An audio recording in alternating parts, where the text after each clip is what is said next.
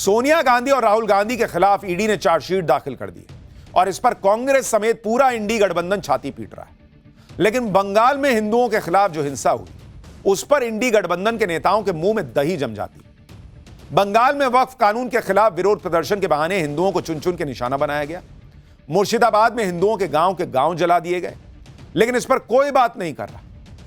आप देखिए कि बंगाल में बीजेपी समेत 4 बड़ी पार्टियां हैं, कांग्रेस, टीएमसी, लेफ्ट का तो यह हाल है कि वक्फ कानून लागू होने से पहले ही वो मुसलमानों के साथ चट्टान की तरह खड़े हो गए। लेकिन मुर्शिदाबाद से भागकर आए हिंदू बगले झांक रहा है। उनके साथ सिर्फ एक पार्टी खड़ी दिख रही है और वो है बीजेपी। बाकी किसी को लग रहा फर्क ही नहीं पड़ रहा। बीजेपी नेता राहत शिविरों में जा रहे हैं, हिंसा पीड़ितों की मदद करने की कोशिश कर रहे हैं, यानी मुसलमानों का साथ देने के लिए इंडी गठबंधन की लंबी चौड़ी फौज दिख रही है और मुर्शिदाबाद के हिंदुओं को सिर्फ पीएम मोदी, सीएम योगी जैसे नेताओं का आसरा दिख रहा है। आप सोचिए, इस देश में हिंदुओं की हालत यह हो गई है कि जो लड़ाई इस बात पर शुरू हुई थी कि मुसलमानों की जमीन, मस्जिद, कब्रिस्तान छीन लिए जाएंगे, मुसलमानों की धार्मिक आजादी छीन ली जाएगी, वो लड़ाई अब इस मोड़ पर आ गई है कि हिंदुओं की जमीनें छीन गई हैं, उनके घर जला दिए गए हैं और उनकी धार्मिक आजादी तो बंगाल में पहले ही हाँफ रही। मतलब मुसलमान के हाथ से तो कुछ नहीं गया अभी तक, लेकिन हिंदू का घर, जमीन सब चला गया, क्योंकि वो घर छोड़ छोड़ के भाग रहा है। भाई, वक्फ कानून का विरोध करने वाले एक भी व्यक्ति के पास इस बात का जवाब नहीं है बॉस कि वक्फ कानून केंद्र सरकार ने पास किया, विरोध मुसलमान कर रहे हैं, सत्ता में बंगाल में ममता बनर्जी हैं, तो हिंदुओं को टारगेट क्यों कर रहे हैं? सवाल यह उठ रहा है कि क्या वक्फ कानून के विरोध में हिंदुओं के खिलाफ बड़ी साजिश की प्लानिंग थी? क्या इस प्लानिंग में बांग्लादेश के कट्टरपंथी संगठनों का भी हाथ है? यह सब आपको आज पाठशाला में बताऊं। साथ ही आपको उस हिंदू गांव भी ले चलूंगा जिसे हमलावरों ने शमशान बना दिया। लेकिन पहले एक तस्वीर देखिए क्या क्या हुआ है।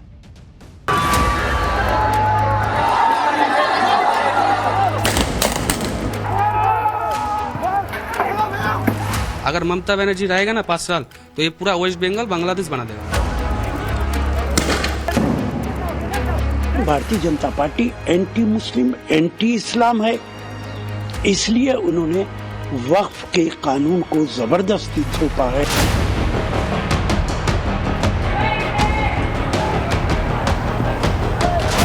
देश में जिस तरीके से संविधान की धज्जियां उड़ाई जा रही हैं, नियम कानूनों की धज्जियां उड़ाई जा रही हैं, तो इसी से इस तरह के माहौल पैदा हो रहा है। मोदी जब से बैठा है तो वो तो मुसलमानों के खून से होली ही खेलना चाहता है। अरे लातों के भूत बातों से कहां मानने वाले हैं, लेकिन सेकुलरिज्म के नाम पर इन लोगों ने दंगाइयों को दंगा करने की पूरी छूट दे रखी है। बंगाल में हिंसा की ऐसी ऐसी गवाहियां सामने आ रही हैं जिसे देखकर लोग सकते में हैरान है कि आखिर इतना खुलेआम कैसे कोई हिंसा कर सकता है। और सरकार है कहां, लोग पूछ रहे हैं। बंगाल के मुर्शिदाबाद की इन तस्वीरों को देखिए। ये तस्वीरें 90 के दशक के कश्मीर की याद दिला रही, पूरे देश को झकझोर दे रही। शुक्रवार को दंगाइयों की भीड़ ने मुर्शिदाबाद के बेतबुना गांव में हमला बोला। आरोप है कि दंगाइयों ने चुन चुनकर गांव के हिंदू परिवारों के घरों को निशाना बनाया और उनमें आग लगा दी। गांव के जले हुए घर और चारों तरफ बिखरा सामान इस हिंसा की गवाही दे रहे हैं कि किस तरह दंगाइयों ने पूरे गांव को शमशान बना दिया। दंगाइयों ने इस गांव में सिर्फ आगजनी ही नहीं की, बल्कि पीड़ित लोग कहीं आग बुझा न लें, इसके लिए घरों के बाहर लगाए गए हैंडपंप और वाटर पंप तोड़ दिए। बॉस, आप सोचिए किस लेवल की नफरत होगी कि आग लगा रहे हैं और हैंडपंप और वाटर पंप तोड़ दे रहे हैं कि कहीं आग बुझा न ले उस पानी से। हमारी सहयोगी की ग्राउंड जीरो से एक रिपोर्ट देखिए क्या हुआ है वहां। ये पूरा गांव जो है वो एक हिंदू जो है गांव है। यहाँ पर तकरीबन 200 से ज्यादा हिंदू परिवार रहते हैं, लेकिन एक के बाद एक इस पूरे गांव को जो है शमशान में तब्दील कर दिया गया है। पूरा गांव चला दिया। थोड़ा सा 2-3 गांव बचा है जहाँ पर हम लोग रहते थे, पूरा 15-20 आदमी, वो छोड़ के बाद बाकी पूरा जला दिया। पुलिस का आकलन है कि अभी तक के एस्टिमेट के हिसाब से 180 घर जलाए गए हैं। हालांकि जिस तरह से आगे भी असेसमेंट बढ़ रहा है, हो सकता है ये आंकड़ा और भी ज्यादा बढ़े। हिंदू को उड़ाने के लिए प्लान के साथ था, 70% और 30% बोल रहा था कि बांग्लादेश बना दूंगा यहाँ से। बांग्लादेश पाकिस्तान बना दूंगा। हम जो दंगाई यहाँ पर घुस आए थे उन्होंने किस तरह से प्लानिंग की थी, अगर जो है यहाँ पर आग लगा रहे थे जो लोग, बाहर जो हैंड पंप है या वाटर पंप है उन्होंने उसको भी तोड़ दिया था, ताकि जब घर पर आग लगाएंगे तो आग को बुझाने के लिए इन लोगों के पास जो है पानी भी ना बचे। अगर ममता बनर्जी रहेगा ना 5 साल तो ये पूरा वेस्ट बंगाल बांग्लादेश बना देगा। अब मुर्शिदाबाद के ही बेतबुना गांव की एक और तस्वीर देखिए, जो वहां हुई हिंसा और आगजनी की आज भी चीख चीख कर गवाही दे रही है। शुक्रवार और शनिवार को दंगाइयों की भीड़ ने इस गांव में हिंदुओं के घरों में ऐसी आग लगाई जो आज भी धधक रही है। चश्मदीदों का दावा है कि हिंसा के दौरान हिंदू घरों में न सिर्फ आगजनी की गई बल्कि हिंदू बेटियों को भी अपने साथ उठाकर ले जाने की कोशिशें हुई। आप सोचिए, जिस राज्य की कमान एक महिला मुख्यमंत्री के हाथ में है, जो मां माटी मानुष की बात करती है, उसी राज्य में हिंदू बेटियों की सुरक्षा दांव पर लग गई आरोप लग रहा है। लेकिन जिनके कंधों पर इसे रोकने की जिम्मेदारी है वो कहां हैं, लोग पूछ रहे हैं। आज भी मुर्शिदाबाद के इस गांव के हिंदू घरों में सुलग रही आग पर हमारी सहयोगी की एक और ग्राउंड रिपोर्ट देखी।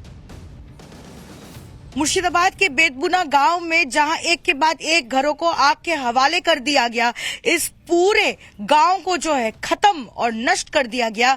आज भी इस गांव के एक हिंदू घर पर जो है आग सुलग रही है। बेहद सिस्टमैटिक तौर पे ये पूरी चीज की गई, प्लानिंग के तौर पे किया गया, और जब सब कुछ उन्होंने लूट लिया तब जो है इस घर को तोड़ा फोड़ा गया और आग के हवाले कर दिया गया। हर एक हिंदू घर पर जो है इस तरह से दिखता है कि किस तरह से तुलसी की पूजा की जाती है, और इसी तरह से एक एक घर को आइडेंटिफाई कर निशाने पर लेकर जो है उन्होंने लूट मचाई। इन परिवारों की जो बच्चियां हैं, महिलाएं हैं, उनके भी इज्जत पर जो है हाथ डालने की कोशिश की। कईयों का जो कहना है कि उनकी बेटियों को जो है ले जाने की कोशिश की टांगते हुए, और उसके बाद जो है किसी तरह जान बचाने के बाद जो है वो यहां से निकले हैं। आप देखिए कि मुर्शिदाबाद में कैसे प्लानिंग करके हिंसा की। खुद पीड़ितों ने जो बताया उसके मुताबिक शुक्रवार को हमले से पहले मस्जिद से ऐलान हुआ कि हिंदुओं को मारो काटो। जुमे की नमाज के बाद 5000 दंगाइयों ने गांव पर अटैक कर दिया। पूरे गांव में पहले लूटपाट की गई, फिर 180 घर जला दिए गए। लोगों का आरोप है कि हमले में स्थानीय टीएमसी विधायक, काउंसलर और पुलिस न सिर्फ दंगाइयों के साथ थे बल्कि दंगाइयों का नेतृत्व कर रहे थे। यह भी वहां की पब्लिक आरोप लगा रही। हिंदुओं पर हुए इस टारगेटेड हमले ने इलाके के 500 से ज्यादा हिंदुओं को घर छोड़कर पलायन के लिए मजबूर कर दिया। लेकिन मालदा में बनाए गए रिलीफ कैंप में पहुंचने पर भी इन हिंदुओं का दर्द खत्म नहीं हुआ। यह मालदा के हाई स्कूल में बनाए गए रिलीफ कैंप की तस्वीरें, जहां इस वक्त सैकड़ों हिंदू परिवार जान बचाने के लिए शरण लिए हुए हैं। रिलीफ कैंप के अंदर जितने लोग हैं उतने ही लोग बाहर भी शरण लिए हुए हैं। आरोप लग रहा है कि लोगों के रिलीफ कैंप के अंदर मेडिकल हेल्प नहीं मिल पा रही। सच्चाई सामने आने के डर से उन्हें कैंप से बाहर भी नहीं जाने दिया जा रहा। ममता बनर्जी की पुलिस मीडिया को भी रिलीफ कैंप के अंदर जाने से रोक रही है, यह भी आरोप लग रहा है। इसलिए पीड़ित कह रहे हैं कि रिलीफ कैंप को जेल बना दिया गया है। मालदा के रिलीफ कैंप की बदहाली पर हमारे सहयोगी की रिपोर्ट देखिए। मालदा के परलालपुर हाई स्कूल ग्राउंड के अंदर हमने आने की कोशिश की, हालांकि पुलिस यहाँ पे रोक रही है, अंदर जाने से मना कर रही है।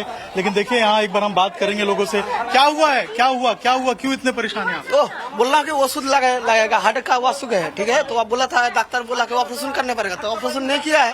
डर लग रहा है, मेरा घर द्वार सब लूट कर रहा है, आग लगा गया है। दीदी से कुछ नहीं मदद मिला है, हमारा ममता दीदी से बिल्कुल कुछ नहीं मदद कर रहा है। मोदी सरकार तरफ से कर रहा है, मगर ममता जी के तरफ से कुछ भी नहीं। पानी के टैंकर्स हैं, उनको मंगाया गया है, और अभी भी उसके अंदर देखिए, अभी उसको रिक्शा पे ही रखा गया, अब इसको खोला नहीं गया है। ये पानी के टैंकर्स जो है वो आज मंगाए गए, टंकी जो है ये आज मंगाई गई है, अभी थोड़ी देर पहले, इससे पहले यहाँ पे नहीं था। ये एम्बुलेंस आप देख रहे हैं, ये एम्बुलेंस अभी आई है, लेकिन इसके अंदर डॉक्टर नहीं है। ये एम्बुलेंस आकर खड़ी है सिर्फ दिखाने के लिए, क्योंकि यहाँ पर मीडिया आई है, क्योंकि यहाँ पर लोग पहुंचे हैं। बाहर जाने नहीं दे रहा है, आने नहीं दे रहा है, जेल के बोतल बंदी करके रखते हैं। रिलीफ कैंप में शरण लेने वाले लोग ममता सरकार से किसी तरह की मदद नहीं मिलने का आरोप लगा रहे हैं। ऐसे में हमारी टीम ने रिलीफ कैंप का सच सामने लाने की ठानी।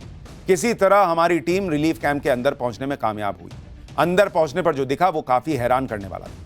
अपने ही देश और राज्य में रिफ्यूजी बनकर रहने को मजबूर हिंदू परिवारों को बदहाली के दिन गुजारने पड़ रहे। स्कूल के एक छोटे से कमरे में 100 लोगों को रहने पर मजबूर होना पड़ा। पीने और नहाने के लिए एक जैसा पानी मिल रहा है। भीषण गर्मी के बावजूद कमरों में पंखे नहीं चल रहे। रिलीफ कैंप की बदहाली पर किस तरह से वहां हिंदू परिवारों को रहना पड़ रहा है, किस हालत में, देखिए जरा ग्राउंड रिपोर्ट। देखिए किस हालत में लोग यहाँ पे नहाते हुए और देखिए पानी पीने के लिए ले रहे हैं। ये देखिए यहाँ पे ये जल खाने के लिए ले रहे हैं, ऐसे ही लोग जो है आपको नजर आएंगे। ये देखिए ये सामने नहाने के लिए पानी ले रहे हैं। ये देखिए आप नीचे आपको एक त्रिपाल बिछा हुआ नजर आएगा। इसी त्रिपाल के ऊपर जो लोग हैं वो सोते हैं। यहाँ पे आपको महिला नजर आएंगी, बच्चे सोते हुए नजर आएंगे। और देखिए इतनी गर्मी है, इसके बावजूद देखिए पंखे आपको अभी बंद नजर आएंगे। इस कमरे में मोटामोटी 100 आदमी रहता है इसके अंदर। इस तरीके से आप समझिए कि रिफ्यूजी कैंप बनाकर जो लोग हैं वो रह रहे हैं। ऊपर अगर देखिए ऊपर किस तरीके से कमरों की हालत है, नीचे अगर आप देखेंगे तो किस तरीके से लोग रहने को मजबूर हैं, वो आप यहाँ की तस्वीर देखकर समझ पाएंगे। तो ये परलारपुर का हाई स्कूल है और इसी हाई स्कूल में जो लोग हैं वो रहने को मजबूर हैं बिना किसी सुविधा के।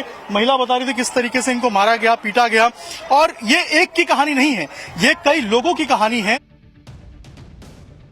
आप सोचिए बॉस, अपना घर बार छोड़कर भागना पड़ रहा है और उसके बाद हालत जहां रह रहे हैं, जरा उसकी हालत आप देख रहे हैं। लोग कह रहे हैं एक एक कमरे में 100-100 लोगों को रहना पड़ रहा है, पंखा नहीं चल रहा है इतनी गर्मी में।